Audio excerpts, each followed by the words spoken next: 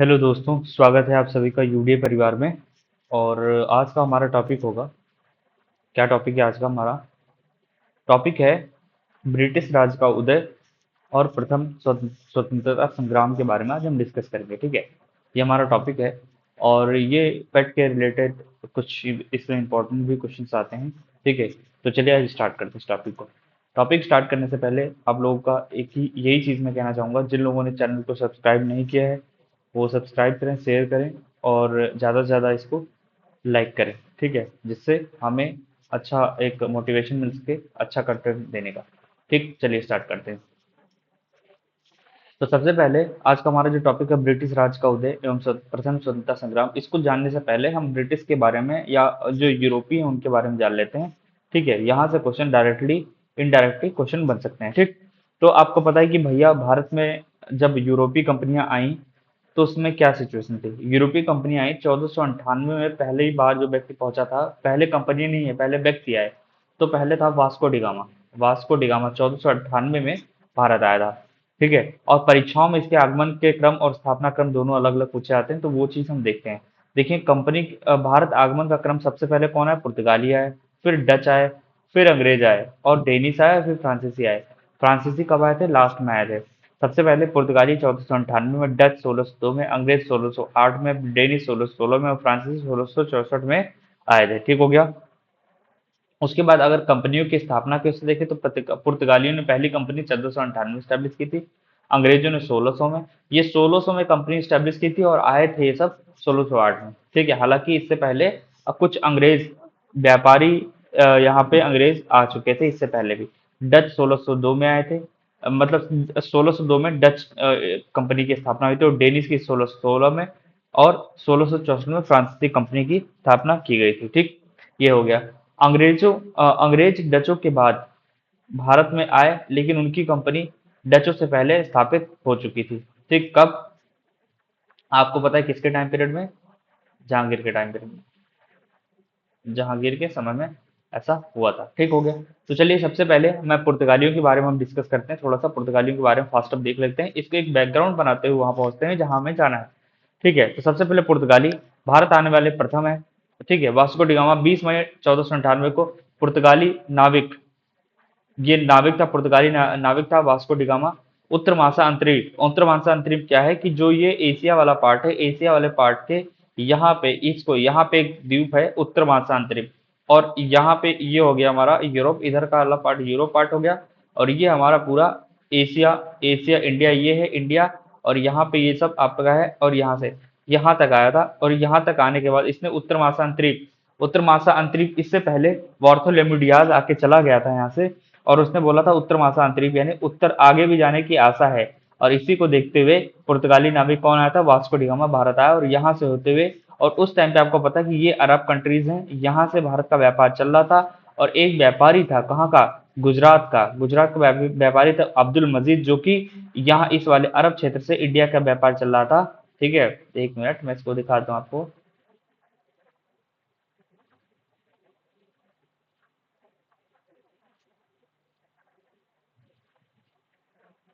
ठीक है, जैसे ये इंडिया है अगर, तो इंडिया का व्यापार अगर देखा जाए, इंडिया का व्यापार यहाँ अरब से इंडिया का व्यापार उस टाइम पे चल रहा था। तो एक व्यापारी, गुजराती व्यापारी था अब्दुल मजीद, उसी के सहारे यानी उसी के सहारे ये जो वास्को डिगामा था उसी के सहारे इंडिया पहुंचा था। और कहाँ पहुंचा था? कालीकट पहुंचा था।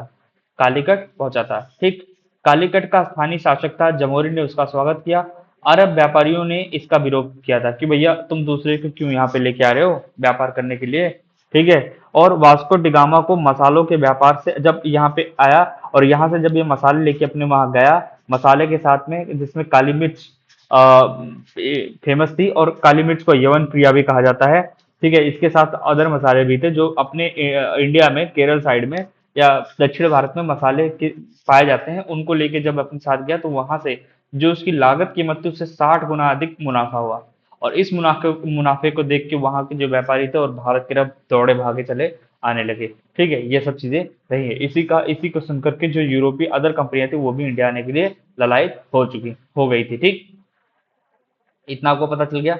चलिए उसके बाद क्या हुआ कि प्रथम फैक्ट्री स्टैब्लिश हुआ। पुर्तगालियों ने अपनी पहली व्यापारिक कोठी को 1503 में कोचीन में, आपको याद रखना है 1503 कोचीन में, और दूसरी फैक्ट्री 1505 में कन्नूर में एस्टैब्लिश किया था। ठीक हो गया इतना।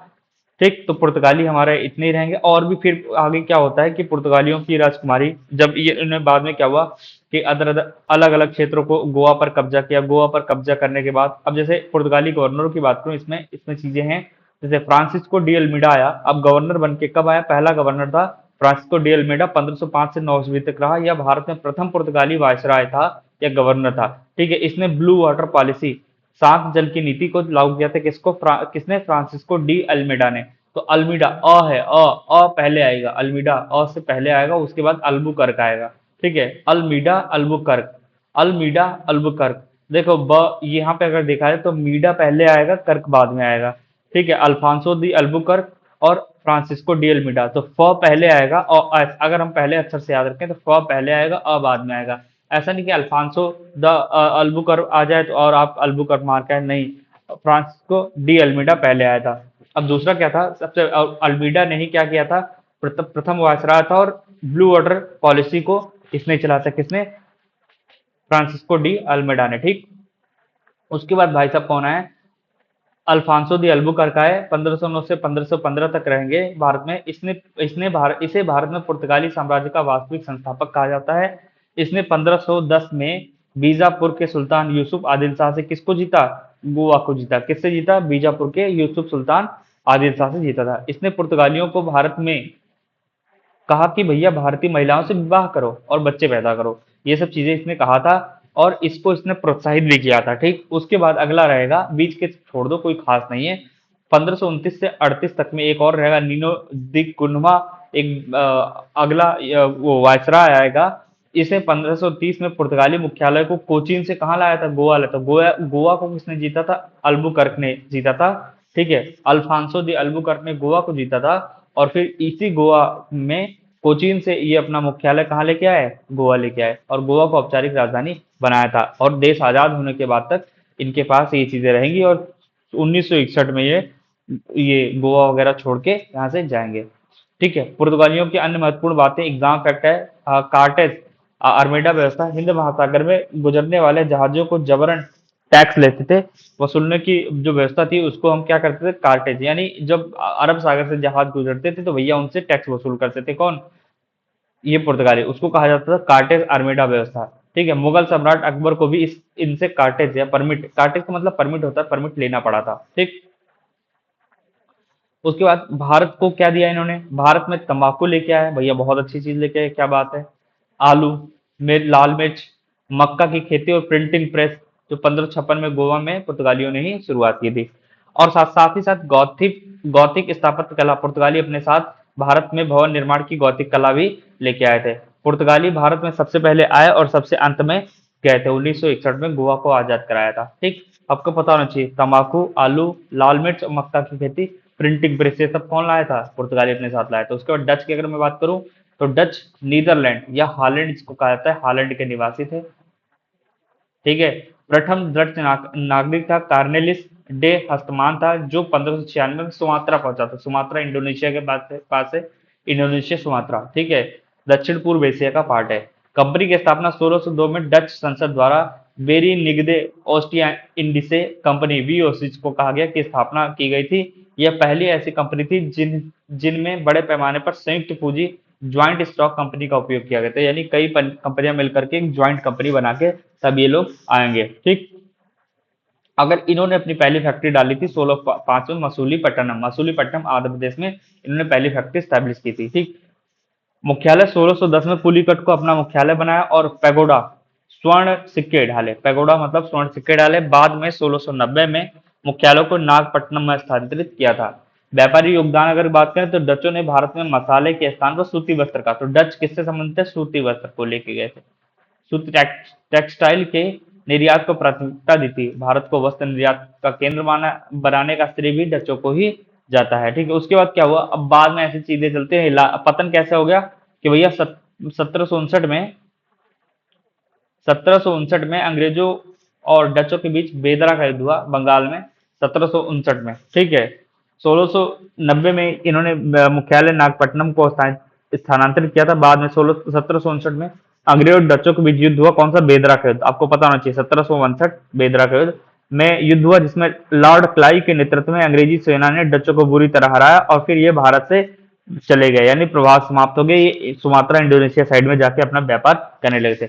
और सबसे इंपॉर्टेंट जो हमें आज पढ़ना है, अंग्रेज द इंग्लिश, इसके बारे में जानते हैं। देखिए, 31 दिसंबर 1600 ईस्वी को ब्रिटेन की महारानी एलिजाबेथ ने प्रथम ईस्ट इंडिया कंपनी को पूर्व के साथ व्यापार करने के लिए 15 वर्षों का अधिकार दिया था। ठीक है, अधिकार पत्र दे दिया था। अब उसी के तहत क्या हुआ था, एक व्यक्ति थे कैप्टन हॉकिंस, यह हेक्टर नामक जहाज से सूरत पहुंचा। कैप्टन हॉकिंस 1608 में आया था, याद रखिएगा आप लोग कि कब आया था, 1608 में आया था। हेक्टर जहाज से सूरत पहुंचा और यहाँ इंग्लैंड के राजा जेम्स प्रथम का पत्र लेकर मुगल सम्राट जहांगीर के दरबार में गया। ठीक है, अब देखो एक चीज और मैं बता दूं, ये बेसिकली पत्र आया था अकबर के लिए, लेकिन अकबर की डेथ हो चुकी, तो भैया किसको दिया? जहांगीर को दिया। हाकिम्स को फारसी भाषा का अच्छा ज्ञान था, जिससे खुश होकर जहांगीर ने उसे इंग्लिश खान की उपाधि दी। तो भैया किसको इंग्लिश खान की उपाधि दी गई थी? कैप्टन हाकिंस को। कैप्टन हाकिंस को किसने दिया था? जहांगीर ने दिया था। क्यों दिया था? क्योंकि वो फारसी अच्छा जानता था, जिससे उसने बात विचार किया था जहांगीर से और उसको काफी पसंद आया था इस चीज को लेके। और साथ ही साथ 400 का मनसब दिया था। कल हमने मनसब देखा था, मनसब क्या होता है तो आपको पता होना चाहिए। उसके बाद अंग्रेजों को इन्होंने फैक्ट्री लगाने के लिए बोला, तो भैया पहले तो मुगलों ने मना कर दिया कि भैया हम नहीं देंगे। उसका रीजन था कि जो अरब व्यापारी थे, अरब व्यापारी के साथ साथ जो पुर्तगाली व्यापारी थे वो इसका विरोध कर रहे थे, इसी वजह से उन्होंने नहीं दिया था।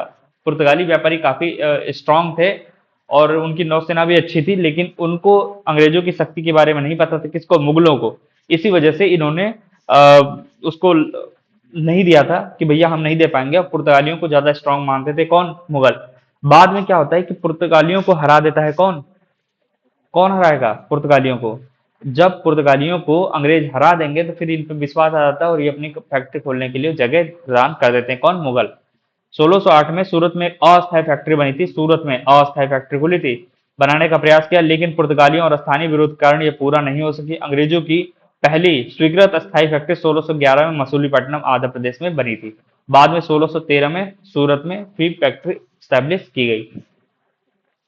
आपको पता हो गया, इतनी सारी चीजें पढ़ते रहिए, मजा आएगा। उसके बाद भैया अगला जो व्यक्ति आता है ना, 1615 में थॉमस रो आता है, सर थॉमस रो आता है। जेम्स प्रथम के दूत के रूप में जहांगीर के दरबार में आया और साम्राज्य व्यापार में करने की रियायतें प्राप्त की।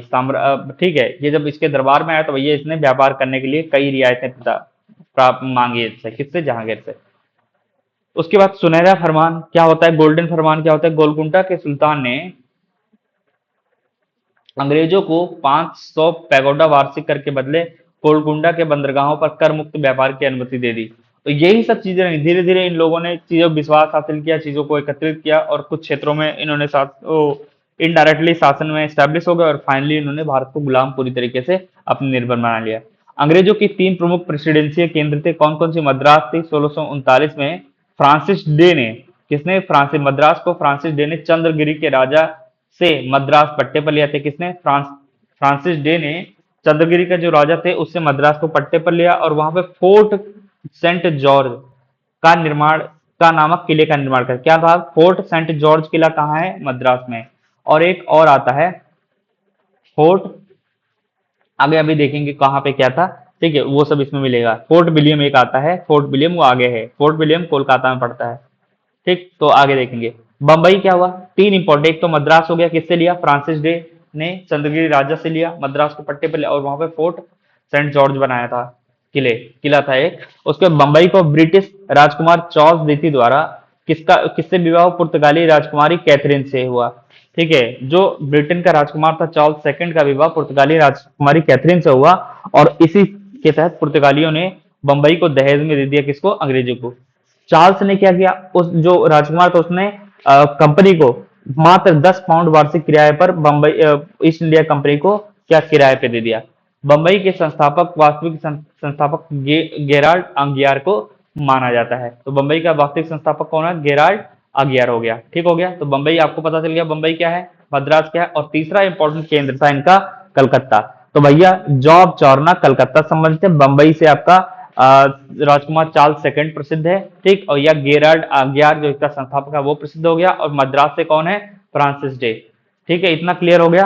तो कलकत्ता में भैया क्या बनाया इन्होंने? कलकत्ता और तीन गांव को कौन कौन सा, जब चारनाथ में सूतानाती, कालीकात और गोविंदपुर नामक तीनों गांवों को मिलाया और एक नए गांव मतलब एक नया शहर के नाम रखा कलकत्ता। कलकत्ता की नींव रखी, यहाँ फोर्ट विलियम किले का निर्माण करवाया था। फोर्ट विलियम किला कहाँ है? फोर्ट विलियम आपका कलकत्ता या वेस्ट बंगाल में स्थित है। और फोर्ट सेंट जॉर्ज कहाँ है? आपका मद्रास में स्थित है। उसके बाद देखो अंग्रेजों के बाद डेनिस आए। डेनिस कहाँ से? डेनमार्क के निवासी थे। ठीक है, 1616 में आए थे। इफेक्ट इन्होंने 1620 में ट्रंक के बाद, और जो तमिलनाडु पड़ता 1676 सेरामपुर बंगाल में इन्होंने अपनी फैक्ट्री एस्टेब्लिश की थी। सेरामपुर इनका प्रमुख केंद्र था। ठीक है, पतन, ये भारत में व्यापार में टिक नहीं कर पाए। 1845 तक अपनी सभी फैक्ट्रियां ब्रिटिश कंपनी को बेचकर वापस चले गए। इनका मुख्य ध्यान व्यापार से अधिक ईसाई धर्म के प्रचार पर था। किसका? डेनिस, जो कि डेनमार्क के निवासी थे। इतनी सी चीजें पता चली। और लास्ट में आते हैं फ्रांस से। फ्रांसीसी आते हैं। भारत आने वाले अंतिम और अंतिम रहेंगे 1664 में फ्रांस के राजा लुई 14वां के मंत्री कोलबार्ट के प्रयासों से कंपनी देश इंडेस ओरिएंटल की स्थापना हुई। यह पूरी तरह से एक सरकारी कंपनी थी और ब्रिटिश कंपनी, और जो ब्रिटिश कंपनी अगर मैं बात करूं तो निजी शेयर धारकों से संबंधित थी। और ये कौन सी थी? फ्रांस की सरकारी कंपनी थी। प्रथम फैक्ट्री इन्होंने 1668 में फ्रैंको कैरो द्वारा सूरत में प्रथम फ्रांसीसी कोठी की स्थापना की गई, और दूसरी 1669 में दूसरी कोठी मसूलीपट्टनम में। तो पहली फ्रैंको ने सूरत में स्टैब्लिश किया, ठीक है, फ्रैंको कैरो द्वारा, और दूसरी 1669 में कोठी मसूलीपट्टनम में बनी थी। पांडिचेरी की स्थापना 1673 में फ्रैंको मार्टिन ने वालीकोंडापुरम, क्या 1670 में मैक्रो फ्रैंको मार्टिन ने बालकोंडापुरम के सूबेदार से एक छोटा का गांव प्राप्त किया, और आगे चलकर यही पांडिचेरी कहलाता। किसने? फ्रैंको मार्टिन ने पांडिचेरी की स्थापना की। तो यह फोर्ट लुई का निर्माण, और यहाँ फोर्ट लुई का निर्माण किया गया। चंद्रनगर कहाँ है? बंगाल के सूबेदार शाइस्ता खान ने फ्रांसीसियों को चंद्रनगर में प्रसिद्ध फैक्ट्री लगाने की अनुमति दे दी थी। अब क्या हुआ उसके बाद? भारत में सर्वोच्चता स्थापित करने के लिए अंग्रेजों और फ्रांसीसियों के बीच तीन युद्ध हुए थे, वो आपको पता होना चाहिए। प्रथम कर्नाटक युद्ध कब? प्रथम कर्नाटक युद्ध क्या हुआ था? ऑस्ट्रिया के कारण क्या था? ऑस्ट्रिया के उत्तराधिकार को लेकर युद्ध हुआ था, और इसमें फ्रांसीसी गवर्नर डुप्ले ने मद्रास पर कब्जा कर लिया था। कहां पर? मद्रास पर। और और ये कैसे खत्म हुआ? एक्स ला सालेब की संधि 1748 द्वारा युद्ध समाप्त हुआ। मद्रास पुनः अंग्रेजों को मिल गया, और यह युद्ध सेंट थोमे के युद्ध के लिए भी जाना था। सेंट थोमे के युद्ध के नाम से प्रथम कर्नाटक युद्ध को सेंट थोमे के युद्ध के नाम से भी जाना जाता है। ठीक, ये सब आपको याद रखना है। सेकंड कर्नाटक युद्ध अगर मैं बात करूं तो 1749 से 54 के बीच हैदराबाद और कर्नाटक के आंतरिक उत्तराधिकार का विवाद था। अंग्रेजों और फ्रांसीसियों ने अलग अलग पक्षों का समर्थन किया। ठीक हो गया इतना? ठीक है, और जो सेकंड कर्नाटक युद्ध हुआ तो पांडिचेरी की संधि के साथ समाप्त हुआ था। डुप्ले की जगह गादेहू को गवर्नर बनाकर वापस फ्रांस बुला लिया गया। ठीक है, किसको? डुप्ले की जगह गादेहू को गवर्नर बनाकर वापस फ्रांस में बुला लिया गया, जो फ्रांसीसियों की सबसे बड़ी भूल थी।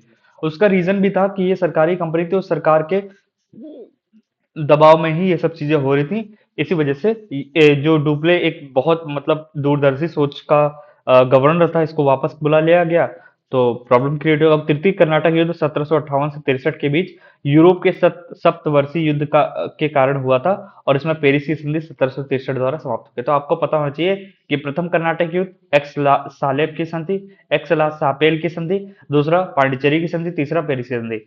एक्स ला सापेल की संधि, पांडिचेरी की संधि और पेरिस की संधि आपको याद होना चाहिए। प्रथम कर्नाटक युद्ध ऑस्ट्रिया के उत्तराधिकार के कारण इस डुप्ले था, और द्वितीय हैदराबाद कर्नाटक को लेकर के, और तृतीय यूरोप के सप्तवर्षीय युद्ध को लेकर के ये सब चीजें हुई थी। ठीक हो गया इतना? इतना आपको आई होप याद हो गया होगा।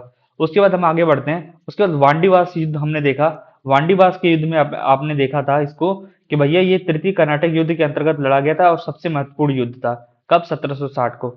ठीक, तृतीय कर्नाटक युद्ध 1758 से 63 के बीच चला था। इसी में एक डेट थी 1760। तो उसमें तृतीय कर्नाटक युद्ध के अंतर्गत लड़ा गया था, सबसे महत्वपूर्ण युद्ध था। इसमें अंग्रेज पक्ष का नेतृत्व सर आयरकुट ने, और फ्रांसीसी नेतृत्व काउंट लाली ने किया था।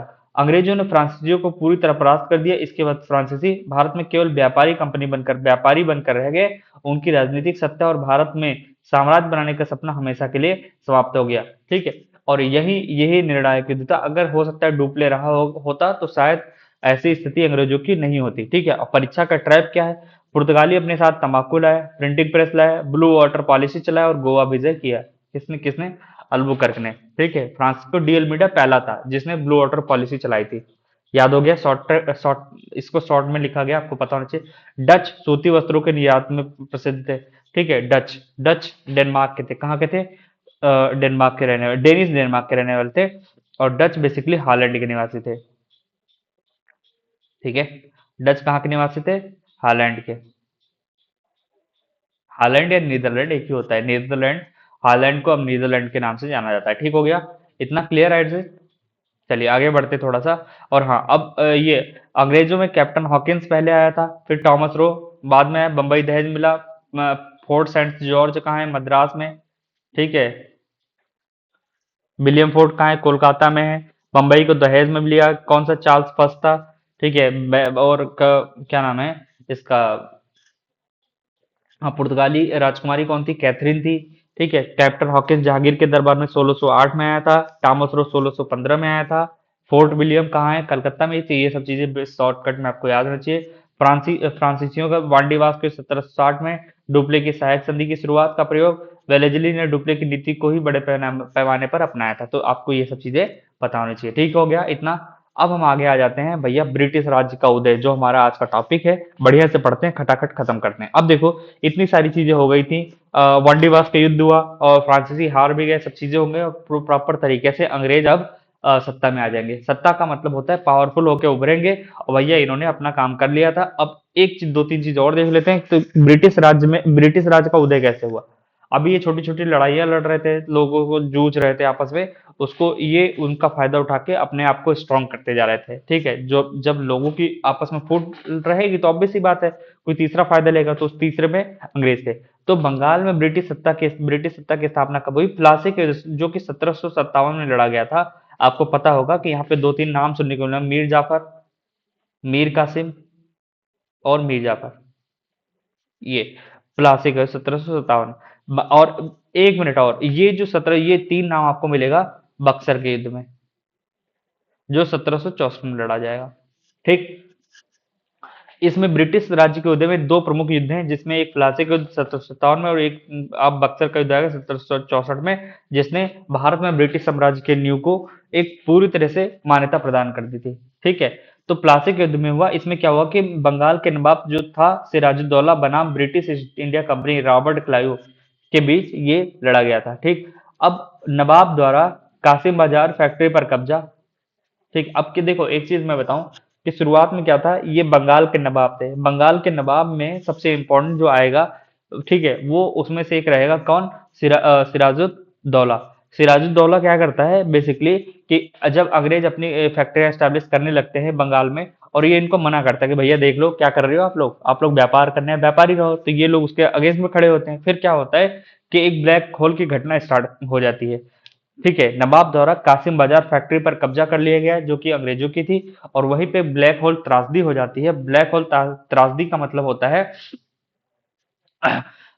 इसमें क्या करता है कि छोटी सी कोठरी में कम से कम 126 लोगों को सिराजुद्दौला बंद करवा देता है, और अगले दिन कोठरी खुलवाता है तो लगभग लगभग लोग मारे जाते हैं। ठीक है, 10-12 लोग बचते हैं। और इसकी जो आंखों देखी घटना जो बयान करता है इतिहासकार, वो हॉलवेल है, वो ही बताता है ये सब चीजें। और उसी इसी ब्लैक होल त्रासदी के बाद क्या होता है कि अंग्रेजों द्वारा कलकत्ता की किलेबंदी कर दी जाएगी। और इसके सेनापति जो होगा वो कौन होगा? मीर जाफर राय दुर्लभ और जगत सेठ ने जो क्लाइव के साथ एक गुप्त संधि कर लेते हैं। ठीक है, और ये लोग होते हैं, ये किसकी तरफ होते हैं? ये होते हैं खिलाफ हो जाता है, किसके? सिराजुद्दौला के खिलाफ हो जाते हैं। यानी मीर जाफर जो सेनापति होता है, ये क्या करता है फाइनली? अपने हथियार नहीं उठाता है, युद्ध में लड़ने तो जाता है लेकिन लड़ता नहीं है। राय दुर्लभ और ये सब बिल्कुल पूरी तरीके से लॉर्ड क्लाइव, जो कि अंग्रेजों का सेनापति होता है, उनकी तरफ मिल जाते हैं। और इसी तरह से सिराजुद्दौला हार जाता है। हारने के बाद फाइनली क्या होता है कि उसकी हत्या कर दी जाती है, और मीर कासिम को बंगाल का नवाब बनाया जाता है। मीर जाफर को बंगाल का नवाब बनाया जाता है। फिर क्या होता है, बहुत ज्यादा डिमांड होने लगती है, तो कुछ टाइम के लिए मीर कासिम को बनाते हैं। फिर मीर कासिम क्या करता है कि अपने जो राजधानी होती है उसको दूसरी जगह स्टैब्लिश करवा देता है। ठीक है, ट्रांसफर कर देता है कि इससे हम दूर रहेंगे इनसे। लेकिन यही चीज पसंद नहीं आती है अंग्रेजों को, फिर से मीर जाफर को ये लोग फिर से नवाब बनाते हैं बंगाल का। और उसी के तहत बाद में क्या होता है कि 1764 में मीर कासिम और ये क्या बोलते हैं, अवध के नवाब, इन लोगों ने, और दिल्ली के जो शासक थे, ये सब मिल करके इसके खिलाफ युद्ध छेड़ते हैं, और उस युद्ध का नाम है बक्सर का युद्ध। ठीक है, जो बक्सर का युद्ध आपको पता है। ठीक है, अब यहीं पे मैं पहले ये बताया था, विश्वासघात करना कौन करेगा? नवाब के सेनापति मीर जाफर, राय दुर्लभ और जगत सेठ ने क्लाइव से गुप्त संधि कर ली, और फाइनली परिणाम क्या हो गया? नवाब की हार हो जाती है और उसकी हत्या कर देती है। मीर जाफर बंगाल का नया कठपुतली नवाब बन जाता है। ठीक, इतना चीजें पता चल गई। ये एक दो बार रीड करिएगा, आपको पता चल जाएगी। उसके बाद क्या होगा? फैक्ट क्या है? इस युद्ध में भारत में ब्रिटिश सत्ता की राजनीतिक नींव रख दी थी, और यही बाद में जब बक्सर का युद्ध खत्म हुआ, और ये प्रॉपर तरीके से खुलकर सामने आ जाएंगे। ठीक, बक्सर का युद्ध बेसिकली का बक्सर युद्ध का नेतृत्व हेक्टर मुनरो ने बना।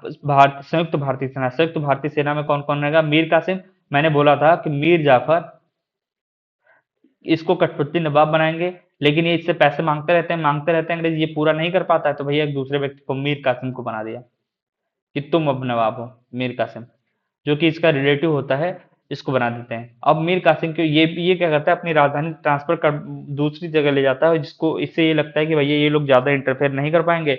लेकिन फाइनली क्या करते हैं? ये षड्यंत्र रच कर इसको भी गद्दी से हटा देते हैं, और फिर मीर जाफर को पुनः नवाब बना देते हैं। ठीक, और ये क्या करता है? ये गठबंधन कर लेता है, किसके? मीर कासिम, जो बंगाल का अपदस्थ नवाब था, गठबंधन कर लेता है सुजाउद्दौला, जो कि अवध का नवाब है। ठीक है, यूपी विशेष के लिए महत्वपूर्ण, और शाह आलम, जो कि दिल्ली का मुगल, शाह आलम सेकंड, जो दिल्ली का या मुगल सम्राट है। ठीक है, उत्तर मुगल सम्राट है शाह आलम, ये इससे गठजोड़ करता है, और फिर ये लड़ने जाते हैं, और फाइनली तब भी ये अंग्रेजों से हार जाता है। अंग्रेजों की तरफ से हेक्टर मुनरो लड़ रहा होता है। ठीक है, हेक्टर मुनरो अपनी सेना के साथ लड़ रहा होता है। परिणाम क्या हुआ? संयुक्त भारतीय सेना की करारी हार हो गई, और इस युद्ध ने सिद्ध कर दिया कि भारत में अंग्रेजों को चुनौती देने वाला कोई नहीं था। इसने ब्रिटिश सत्ता को वास्तविक संप्रभु बना दिया, और इसी के साथ क्या होता है? भारत में ब्रिटिश प्रभुत्व खुल करके सामने आ जाता है। उसके बाद क्या होगा कि इलाहाबाद की संधि होगी कब? 1765 में। किसके इसके बीच? बक्सर के युद्ध के बाद रॉबर्ट क्लाइव ने, ठीक है, अभी हमने हेक्टर मुनरो आएगा, लेकिन बाद में रॉबर्ट क्लाइव आ जाता है, और वो दो अलग अलग संधियों को करता है। कौन सी? सबसे पहले प्रथम संधि मुगल सम्राट जो शाह आलम सेकंड था उसके साथ करेगा, और इसमें क्या होगा? कंपनी को बंगाल, बिहार और उड़ीसा के दीवानी अधिकार मिल जाएंगे। किसको? कंपनी को। दीवानी अधिकार मतलब राजस्व वसूलने का अधिकार। ठीक, दीवानी का मतलब राजस्व वसूलने का अधिकार मिल जाएगा। बदले में सम्राट क्या करेगा? बदले में सम्राट को 20 लाख रुपए वार्षिक पेंशन देनी थी। बदले में सम्राट को क्या मिला? वार्षिक पेंशन 20 लाख की। ठीक, और द्वितीय संधि होगी अवध के नवाब के, क्योंकि भैया यही दोनों तो लड़ने गए थे मीर कासिम के साथ। कौन था? एक मुगल सम्राट शाह आलम था, और दूसरा कौन था? अवध का नवाब शुजाउद्दौला। तो भैया दोनों से संधि करनी पड़ी। नवाब से क्या ले लिया गया? नवाब से कड़ा और इलाहाबाद के जिले को लेकर मुगल सम्राट को दे दिया गया। युद्ध हर जाने के रूप में नवाब पर 50 लाख रुपए का जुर्माना लगाया गया। नवाब पर। अवध में कर मुक्त व्यापार की अनुमति भी मिल गई। किसको? अंग्रेजों को। ठीक है, और द्वैध शासन, क्लाइव ने बंगाल में द्वैध शासन लागू किया, यानी 1765 से 72, जिससे बाद में वारेन हेस्टिंग ने समाप्त कर दिया था। तो आपको द्वितीय संधि भी हुई नवाब के, अवध के नवाब शुजाउद्दौला के साथ। ये भी आपको पता चल गया क्या क्या चीजें हुई थी। ठीक है, यही दोनों भाई साहब लड़ने गए थे कासिम की तरह। कासिम बेचारा वैसे बेली था, अकेला आदमी था। ठीक है, और जब वैसे अकेला, इनको भी बेचारों को फंसवा दिया। किसको? मुगल सम्राट शाह आलम सेकंड को और अवध के नवाब शुजाउद्दौला को। इनको अपना ये सब चीजें देना पड़ा, बदले में सम्राट को 20 लाख, इसको पेंशन, एक से पेंशन भोगी हो गया, और ये भाई साहब क्या हो गया? इनको बहुत पैसा वसूला इनसे अंग्रेजों ने। ठीक है, 50 लाख रुपए का जुर्माना लगाया, कर मुक्त व्यापार की अनुमति ले ली, ये सब चीजें करी। उसके बाद फिर यही से द्वैत शासन लग गया, और ये सब चीजें हो जाती है। अब क्या हुआ कि भैया साम्राज्य विस्तार के लिए अंग्रेजों ने कुछ नीतियां अपनाई। कौन कौन सी नीतियां थी? सबसे पहले सहायक संधि की। सहायक संधि का मतलब होता है कि, और ये सहायक संधि लॉर्ड बेलीजली के टाइम पे हुई थी 1798 में। क्या हुआ था 1798 के टाइम में? भारतीय राजाओं को अपने खर्च पर ब्रिटिश सेना रखनी होती थी 1798 के टाइम पे, और दरबार में एक ब्रिटिश रेजिडेंट बैठता था। सबसे पहले स्वीकार करने वाला राज्य था हैदराबाद 1798। अब इसका मतलब, सहायक संधि का मतलब होता है कि भारतीय राजाओं को एक तरह से एक तरह से हामी भर देना कि हम तुम्हारी संकट आने पे हेल्प करेंगे। ठीक है, और हेल्प करने के लिए उन्होंने कहा कि ठीक है हेल्प तो करेंगे, लेकिन अब राजाओं ने कहा कि यार जब तक हम तुम्हें बुलाएंगे संदेश देंगे तब तक तुम्हारा काम हो जाएगा। तो अंग्रेजों ने कहा ठीक है, एक काम करते हैं, हम अपनी सेना तुम्हारे में रख देते हैं, तुम्हारे खर्च पर, तुम खर्चा उठाओ, और जब जरूरत पड़ेगी तुम्हारे लिए लड़ेंगे, और एक साथ साथ में हमारे एक रेजिडेंट भी तुम्हारे दरबार में बैठेगा। ठीक है। तो ऐसा बोला। भारतीय राजाओं को अपने खर्च पर ब्रिटिश सेना रखनी होती थी और दरबार में ब्रिटिश रेजिडेंट बैठता था। सबसे पहला इसको स्वीकार किसने किया? द्वै सहायक संधि, सहायक संधि में सबसे पहले हैदराबाद था। कौन था? हैदराबाद था। कब? 1798 में ऐसा किया था इसने। ठीक, उसके बाद अलग अलग राज्य जुड़े, जैसे मैसूर 99 में जुड़ा, तंजौर 99 में, अवध 1801 में, पेशवा 1802 में। इतना कम से कम आपको याद होना चाहिए। सहायक संधि मतलब अपने दरबार में अंग्रेजी ब्रिटिश सेना को रखना। ठीक, उसके बाद एक और नीति अपनाई थी, बेबगन का सिद्धांत। बेबगन का सिद्धांत कब हुआ था? यदि किसी भारतीय शासक की कोई कानूनी उत्तराधिकारी पुत्र नहीं होता था, तो उसका राज्य ब्रिटिश साम्राज्य में मिला लिया जाएगा। दत्तक पुत्र अमान्य होता है। दत्तक पुत्र क्या होता है? अमान्य होता है। ठीक हो गया।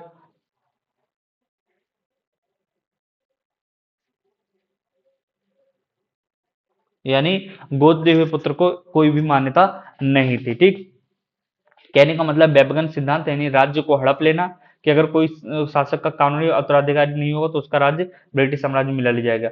इसके तहत राज्य हड़प नीति या बेबगन सिद्धांत के अंतर्गत सबसे पहले सतारा को लूटा इन्होंने, सतारा 1848 में।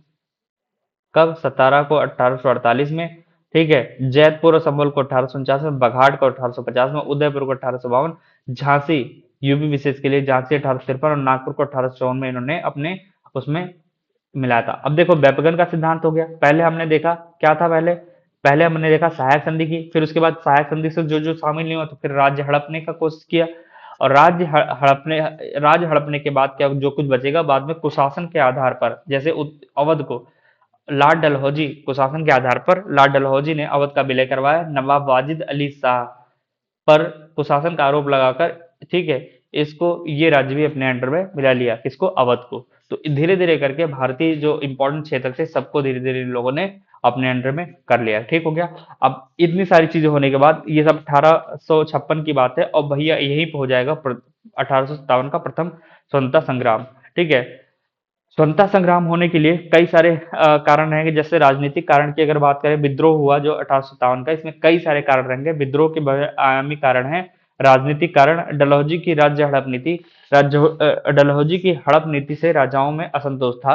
अवध के विलय से स्थानीय जनता और सैनिकों में भारी गुस्सा था। ठीक है। बंगाल सेना में 60% से अधिक सैनिक अवध के थे। मुगल सम्राट बहादुर शाह जफर के लिए सिक्के बंद करना और लाल किला खाली करने का भी आदेश जारी किया गया। ये सब विद्रोह के प्रमुख कारण थे। 1857 के विद्रोह के प्रमुख कारण थे। कि बहादुर शाह जफर का मतलब ये था कि भारतीय लोग इसे ही अपना राजा मानते थे, अंग्रेजों को नहीं।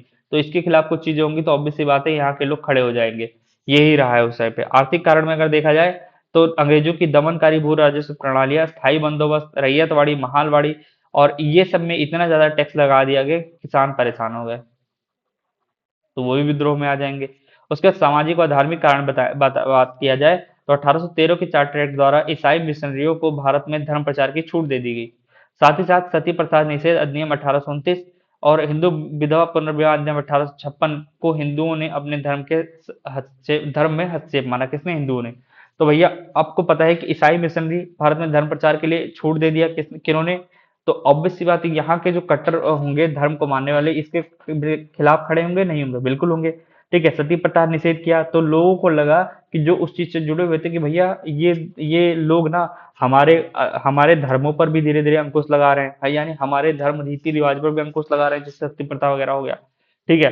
हिंदू विधवा पुनर्विवाह विवाह अधिनियम जब आया 1856 में, इसको भी लगा कि हिंदू, जो इन लोगों को लगा, यानी जो इंडियंस थे उनको लगा कि यार ये तो हमारे धर्म में भी घुसते जा रहे हैं यहाँ पे। ठीक है। इन सबको लेकर के भी एक विद्रोह का कारण ये भी माना जाता है। धार्मिक अयोग्यता।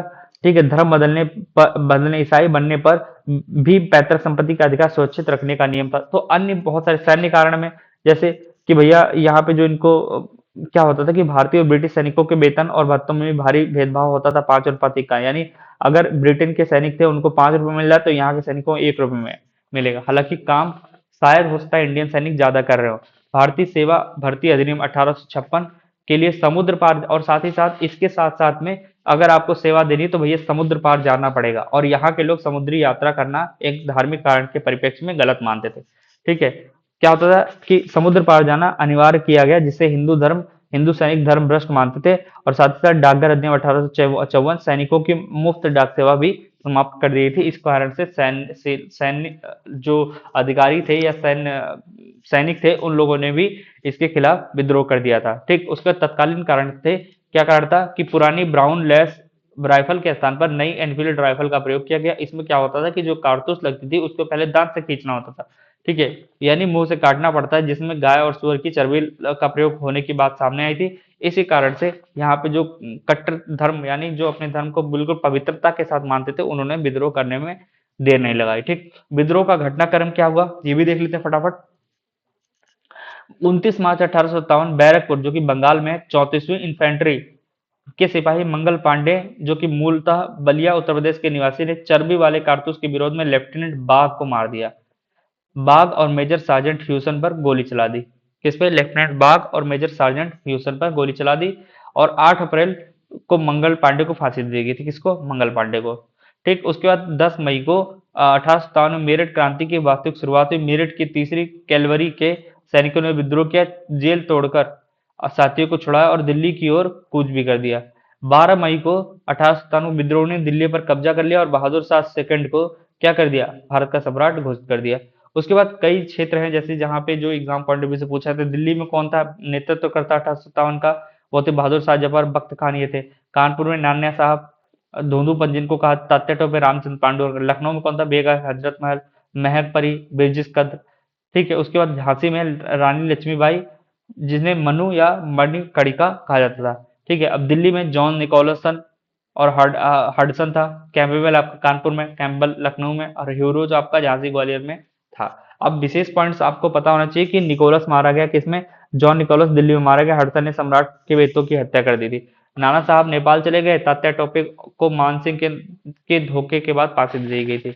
किसको? तात्या टोपे को फांसी दे दी गई। हैरी लॉरेंस रेजिडेंट मारा गया। बेगम नेपाल चली गई। ठीक, और हीरोज ने कहा था यहाँ सोई हुई महिला विद्रोहियों में एकमात्र मर्द है। किसके लिए? रानी लक्ष्मीबाई के लिए। किसने कहा था? हीरोज ने। ठीक, उसके बाद इलाहाबाद की बात करें तो लियाकत अली फेमस है, कर्नल नील यहाँ पे थे। ठीक है, फैजाबाद मौलवी अहमदुल्ला और बरेली में खान बहादुर खान और कुंवर सिंह आपका बिहार जगदीशपुर से संबंधित थे। तो इतना आप एक बार इसकी डिटेल पढ़ लीजिएगा, आपका काम हो जाएगा।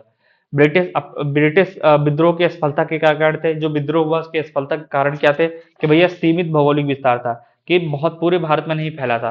ठीक है, एक पर्टिकुलर क्षेत्र में फैला था, इसी वजह से सफल नहीं हो पाया। दूसरा, प्रभावी नेतृत्व और समन्वय का अभाव था, कि भैया देखो इसकी डेट बाद में फिक्स की गई थी लेकिन ये समय से पहले स्टार्ट हो गया और इसको राष्ट्रीय स्तर पर एक कोई केंद्रीय योजना के रूप में तब्दील नहीं कर पाया।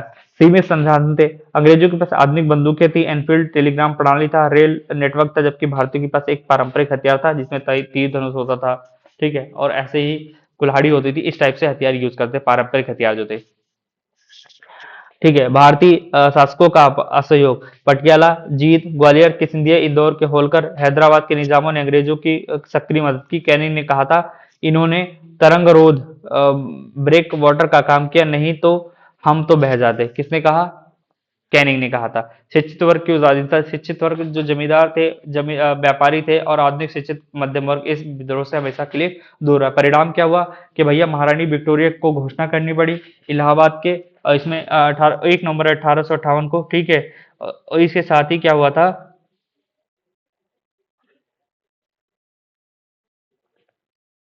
ठीक है, इसे लॉर्ड कैनिंग ने क्या हुआ इलाहाबाद इसे लॉर्ड कैनिंग ने इलाहाबाद के मिंटो पार्क में पढ़कर सुनाया था। किसकी? महारानी विक्टोरिया की उद्घोषणा को।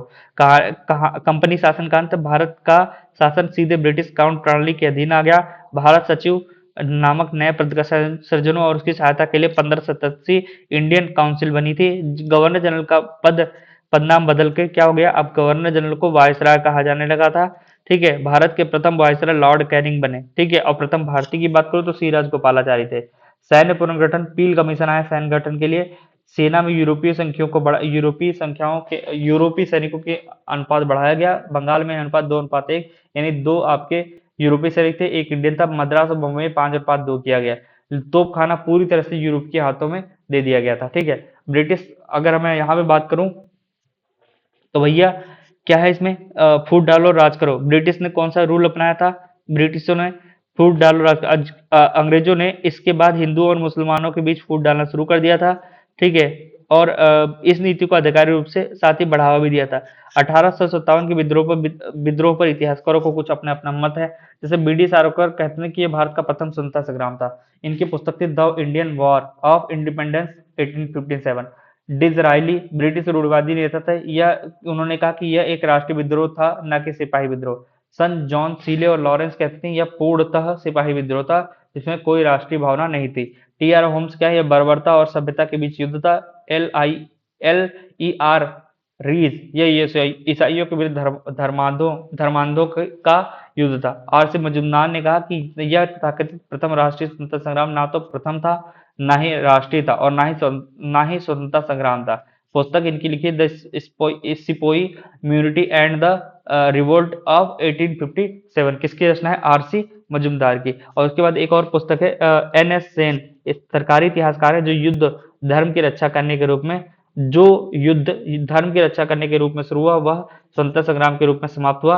पुस्तक इनकी है 1857। ये इनकी पुस्तक है। और इसी के साथ ये टॉपिक आपका खत्म हो जाता है। इसी पे एमसीक्यू शाम को कराया जाएगा। ठीक, थैंक यू सो मच। जय हिंद। और आप ज़्यादा से ज़्यादा इसको शेयर करें, सब्सक्राइब करें। जो भी चीज़ें समझ नहीं आती आप कमेंट में डाल सकते हैं। ठीक है, हम बेहतर प्रयास करेंगे इसको सुधारने का। ठीक है, चलिए, थैंक यू सो मच। जय हिंद।